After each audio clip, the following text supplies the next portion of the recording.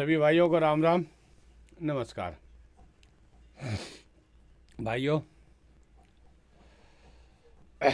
आप लोगों के बीच मैं फिर एक मुद्दा लेके आया हूँ, एक विषय लेके आया हूँ। विषय ये है कि आप लोग सॉरी सर, थोड़ा स्वास्थ्य खराब है। विषय ये है कि आप लोग निफ्टी 50, बैंक निफ्टी और fin Nifty, mid cap Nifty में, सेंसेक्स में जो आप लोग बाय एंड सेल करते हैं, ये क्या है? ये इंडेक्स है। इंडेक्स के ऑप्शन में हम लोग काम करते हैं। इंडेक्स का मतलब तो आप लोग जानते हैं। इंडेक्स में ना सूची, यानी कि ऐसा ऑप्शन जिसमें कई की स्टॉक हैं। अब जैसे कि आप बैंक निफ्टी में करते हैं तो 15 स्टॉक अभी लिस्टेड है। फिन निफ्टी में करते हैं तो 40 स्टॉक लिस्टेड है। और बैंक निफ्टी ये निफ्टी में करते हैं तो 50 स्टॉक लिस्टेड है। तो इसको इंडेक्स ऑप्शन कहते हैं। लेकिन क्या आपको पता है कि इंडेक्स ऑप्शन के बाद भी हमारे लिए कोई और ऑप्शन होता है? तो होता है दोस्तों। स्टॉक का भी ऑप्शन होता है। जैसे हम लोग बैंक निफ्टी और फिन निफ्टी में करते हैं, वैसे स्टॉक में भी ऑप्शन हम लोग कर सकते हैं। अब बहुत लोग करता है। तो आज हम लोग इस विषय पर बात करेंगे अपने पाठशाला में कि इंडेक्स ऑप्शन और स्टॉक ऑप्शन में क्या अंतर है, आपको हमको कहाँ काम करना चाहिए। इंडेक्स ऑप्शन में काम करना चाहिए या स्टॉक ऑप्शन में काम करना चाहिए। आज इस पर हम लोग चर्च करेंगे और विस्तार से आपको पाठशाला में लेके चलता और बताऊंगा कि दोनों में अंतर क्या है। एक एक बिंदु पे अंतर बताऊंगा, तो आप लोग थोड़ा सा ध्यान से देखेंगे। और दोस्तों, हर बार मैं कहता हूँ, इस बार भी कह रहा हूँ, हमारा यूट्यूब जो है ना सेबी से रजिस्टर्ड नहीं है। तो अगर सही लगे आपको, प्रैक्टिस में सही लगे तब अमल में लाएंगे, और अगर प्रैक्टिस में सही नहीं लगे तो अमल में नहीं लाएंगे। इसके लिए आप आज़ाद हैं, स्वतंत्र हैं। तो आइए हम लोग पाठशाला में चलते हैं और ये देखते हैं कि इंडेक्स ऑप्शन और स्टॉक ऑप्शन में क्या क्या मूलभूत अंतर है। तो भाइयों, आइए हम लोग अपने पाठशाला में आ चुके हैं। अब देखिए, आपको ये फिगर दिख रहा होगा। अगर कहीं स्पेलिंग की कमी हो जाए, गलती हो जाए तो माफ़ कीजिएगा, भूल भुला जाता है स्पेलिंग। तो मैं ये कहना चाह रहा था कि देखिए, हम लोग ब्लैक बोर्ड पे क्या देख रहे हैं। इंडेक्स ऑप्शन और स्टॉक ऑप्शन में अंतर। हम लोग जो अभी निफ्टी 50 और बैंक निफ्टी और फिन निफ्टी में करते हैं, उसको हम बोलते हैं इंडेक्स ऑप्शन। और अब इससे अलग हट करके स्टॉक ऑप्शन होता है। उसको अगर करना है तो क्या है अंतर इंडेक्स ऑप्शन और स्टॉक ऑप्शन में, ये आपको जानना बहुत ही ज़रूरी है। ये अभी जानते हैं हम लोग क्या क्या अंतर है। इंडेक्स ऑप्शन की एक्सपायरी एक अंतर। दूसरा, इंडेक्स ऑप्शन का में टाइम डीके। तीसरा, इंडेक्स ऑप्शन का लॉट साइज। इंडेक्स ऑप्शन का loss and profit. Index option में लिक्विडिटी। इंडेक्स ऑप्शन में ऑपरेटर का हस्तक्षेप, यानी स्टॉप लॉस को हिट करवा देना।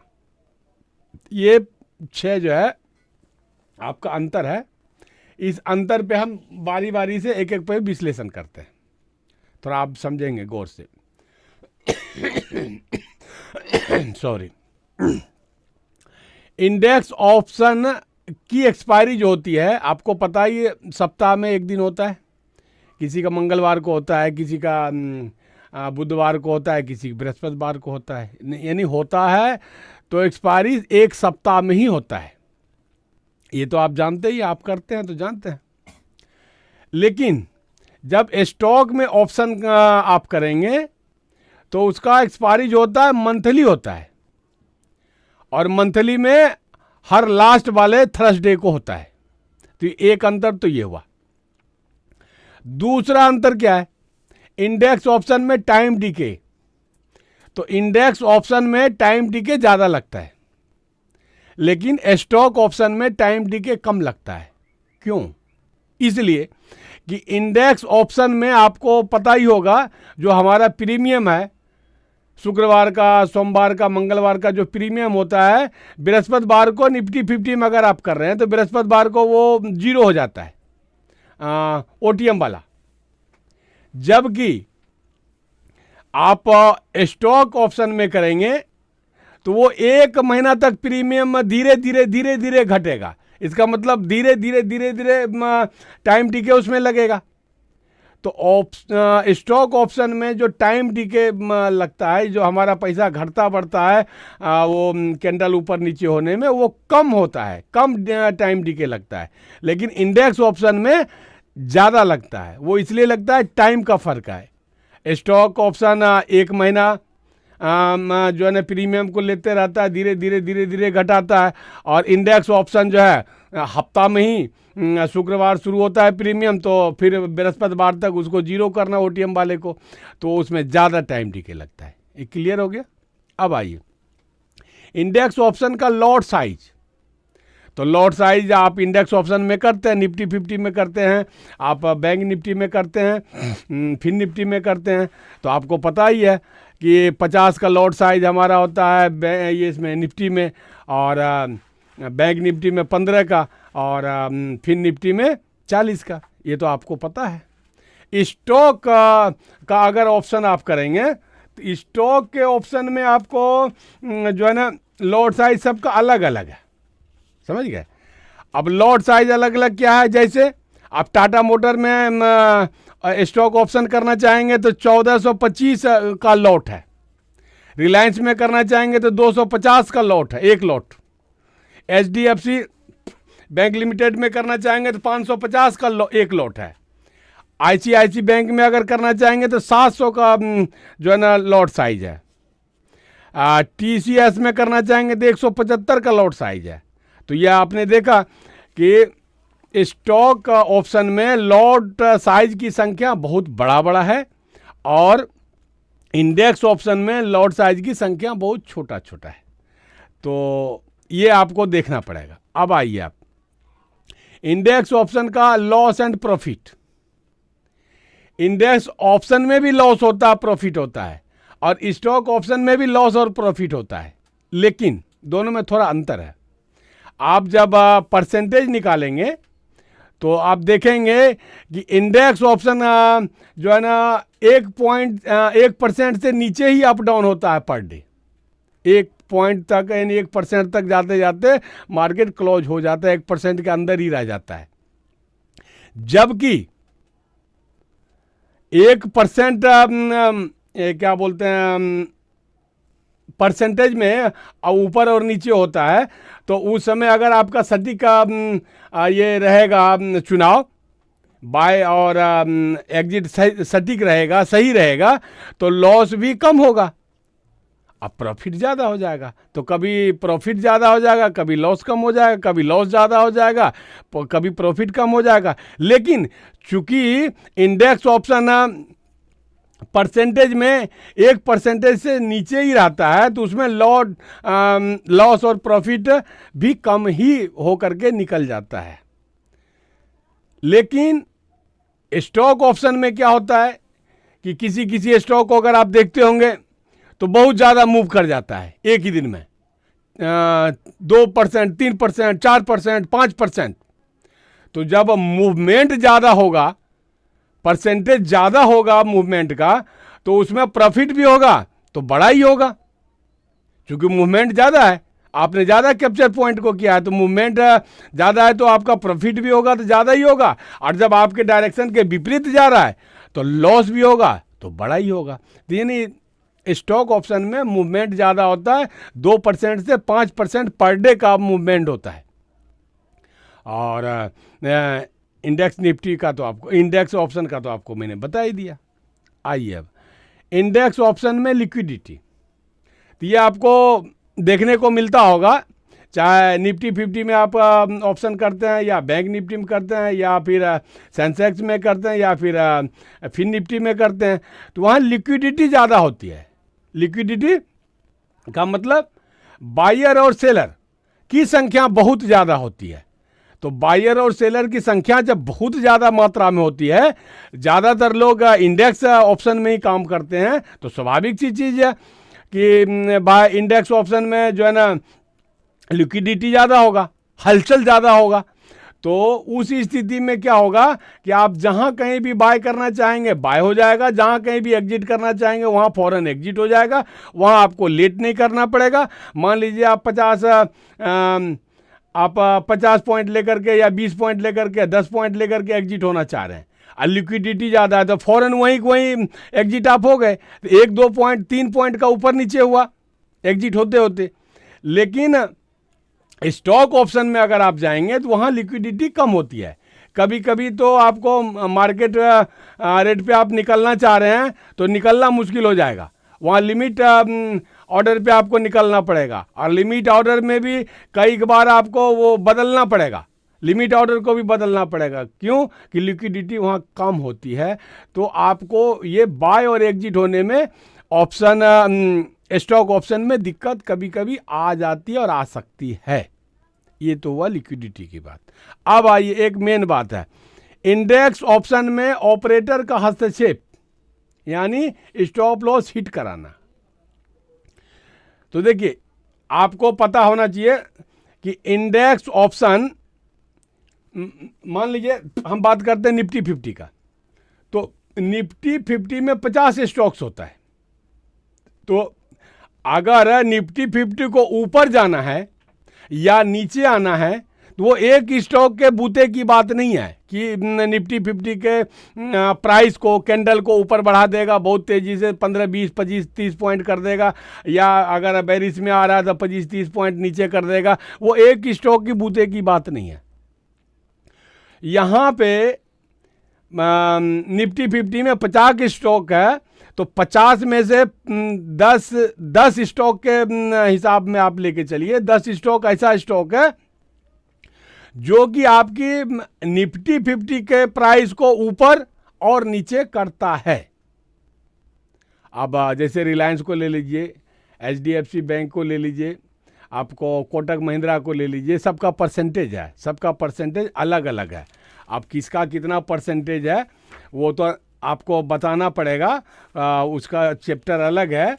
लेकिन ये सबका जो परसेंटेज है, ये सबका परसेंटेज अलग है, सबका भार अलग है। तो अब मैं थोड़ा सा बता देता हूँ आपको। देखिए रिलायंस जो हमारा निफ्टी 50 में लिस्टेड है उसका 12% है वजन, भार, या आप जिसको कहते हैं कि हिस्सेदारी। निफ्टी 50 में जो ये 50 है आपका स्टॉक, उसमें भागीदारी कितना है रिलायंस का? 12% है। HDFC बैंक LTD में 8% है, 8.5 है, 8.5% है। इन्फोसिस लिमिटेड का 7.5% है।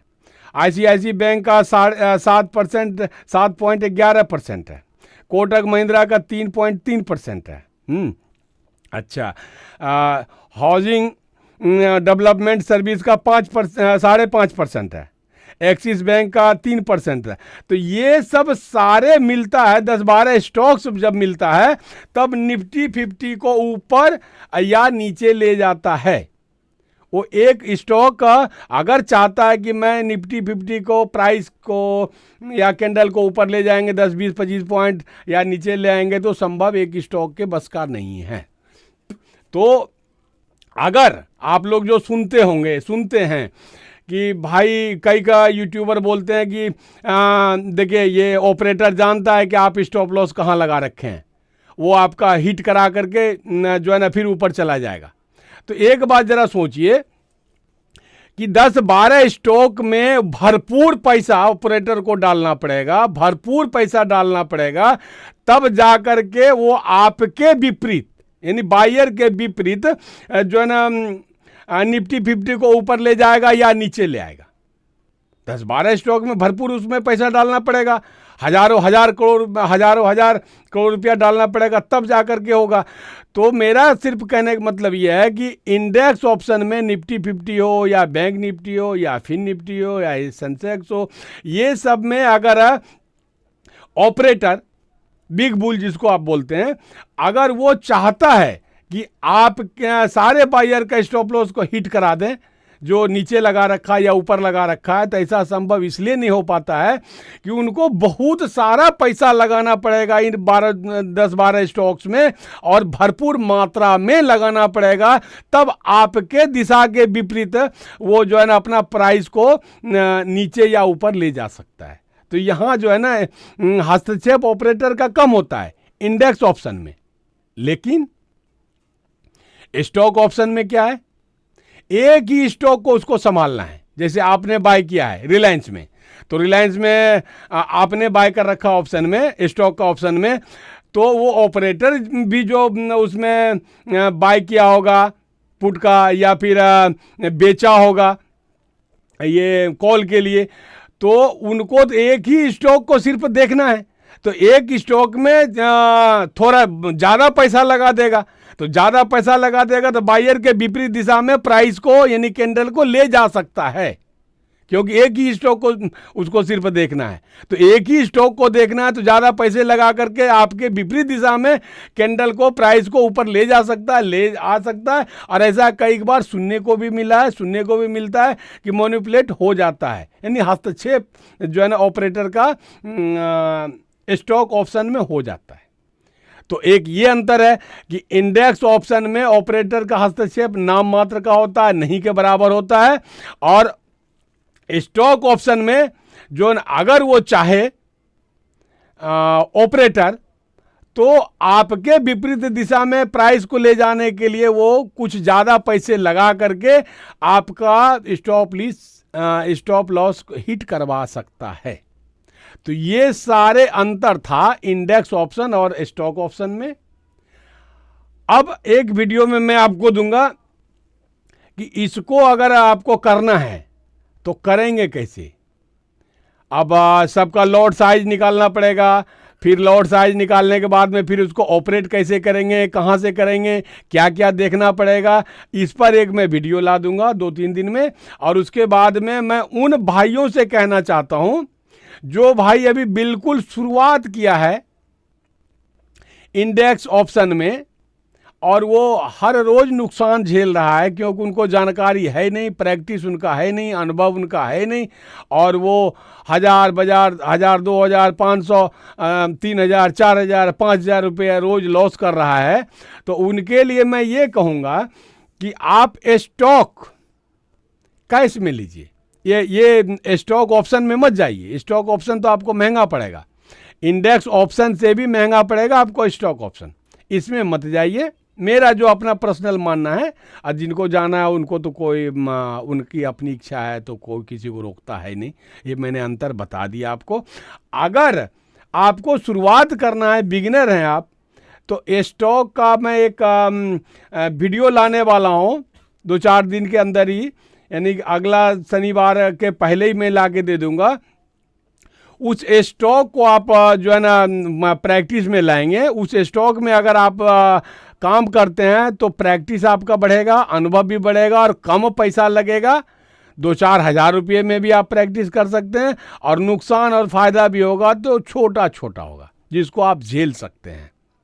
100-200 का नुकसान हो गया, 100-200 का फ़ायदा हो गया, तो उसको आप झेल सकते हैं। वो स्टॉक में आप कैश में करेंगे, तब जा कर के आपका प्रैक्टिस बढ़ जाएगा, अनुभव बढ़ जाएगा, और अनुभव जब बढ़ जाएगा तो इंडेक्स ऑप्शन में आप काम करें।